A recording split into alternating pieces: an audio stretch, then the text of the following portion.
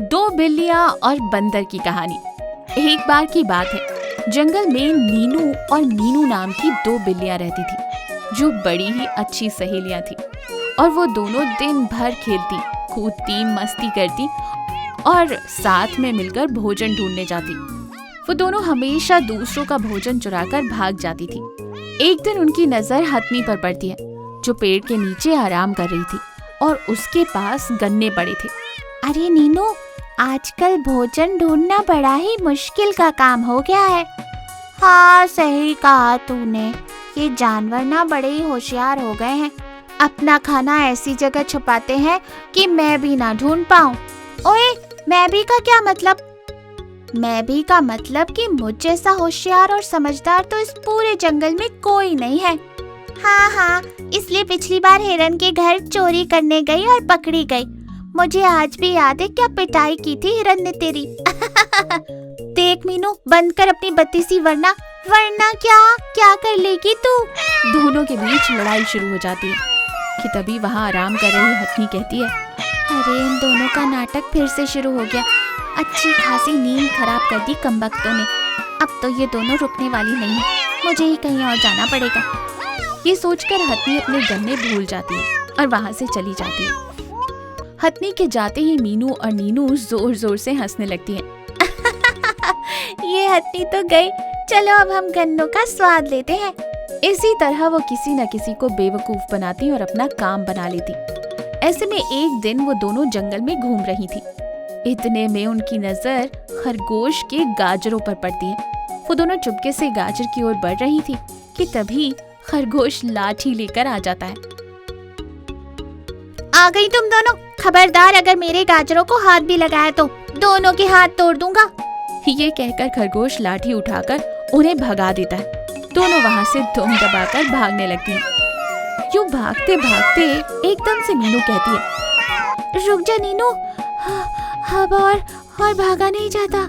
हाँ, मेरा भी यही हाल है कमबख्त खरगोश पता नहीं कहाँ से आ गया। दोनों की सांस फूल रही थी कि तभी उन दोनों की नजर एक आम पर पड़ती है। नीनू भागते हुए जाकर आम पर झपट्टा मारती है और उसे उठा लेती है कि तभी पीछे से मीनू भी वहाँ आ जाती है। जैसे ही नीनू आम खाने जा रही थी, अरे नीनू, तू अकेले आम कैसे खा सकती है? इसे मैंने भी तो देखा था।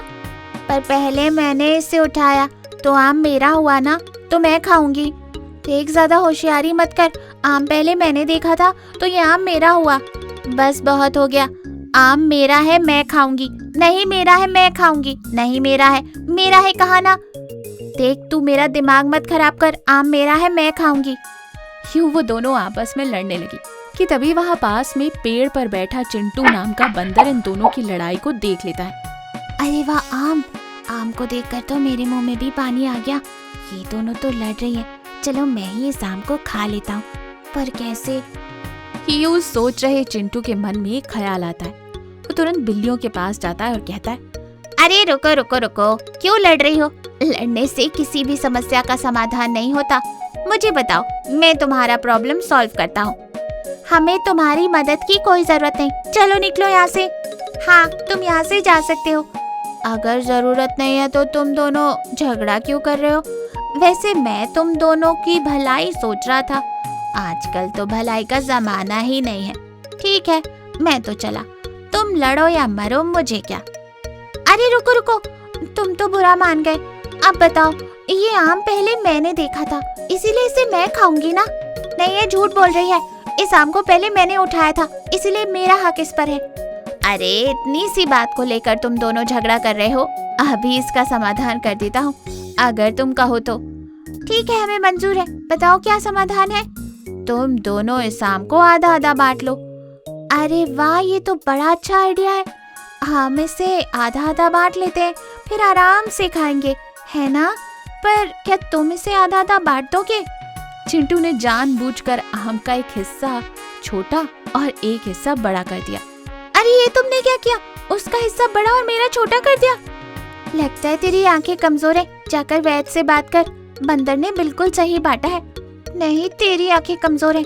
बंदर, इसका हिस्सा बड़ा है, मुझे वो हिस्सा चाहिए। नहीं, मैं नहीं दूंगी। फिर से दोनों झगड़ा करने लगते। अरे रुको रुको, अभी मैं सही कर देता हूँ। ये बोलकर चिंटू जो आम बड़ा था उसमें से एक टुकड़ा खा लेता है और फिर से वही करता है, एक छोटा और एक बड़ा। ऐसा करते करते जब तक बिल्लियां बंदर की चाल समझ पाती, बंदर ने सारा आम खा लिया था। दोनों बिल्लियां अपना सर पीटने लगी। अरे ये हमने क्या कर दिया, चालाक बंदर हमारा पूरा आम खा गया। हाँ, किसी ने सच ही कहा है, झगड़ा करने से किसी को कुछ नहीं मिलता। काश हम दोनों वो आम मिल बांट कर खा लेते। हाँ, सही कहा तुमने। यूं सोचकर वो दोनों वहां से चली जाती हैं।